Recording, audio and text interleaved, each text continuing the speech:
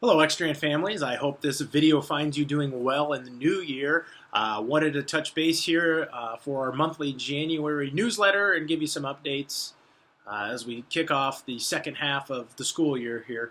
First off, obviously, with the weather change, just want to put out a general reminder about the importance of making sure that you're sending your children to school in appropriate winter attire, hats, gloves, boots, snow pants if necessary, and then also make sure that you're labeling all those in the event that things get dropped in the hallway or the classroom, that those can get returned to their rightful owner. In addition to that, also winter and this time of year typically brings about the time that we do our mid-year assessments and screenings. So starting next week, we will be conducting our winter screenings through FastBridge.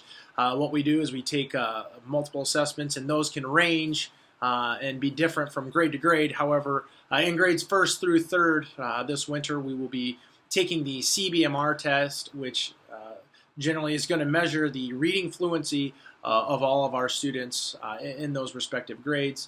For kindergartners, they will take the early reading assessment, which has a multitude of subcategory tests and those types of things that then computes a composite score in the area of literacy for those particular students.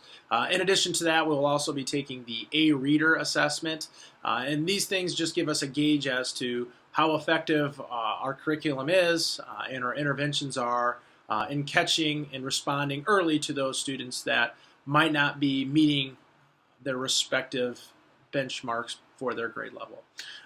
Following next week, moving ourselves into the week of January 22nd, we will be starting our Iowa assessments, and those are only taken in grades second and third.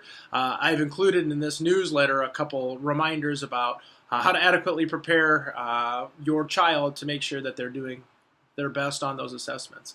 I encourage every family to have a conversation with their child in those respective grade levels to make sure that they are prepared, and making sure that those tests are representing exactly what they know, and have them really demonstrate all the hard work that they have put into to educating themselves, not only throughout the course of this year, but also the previous years of education. So again, it's a busy time here this month or this week.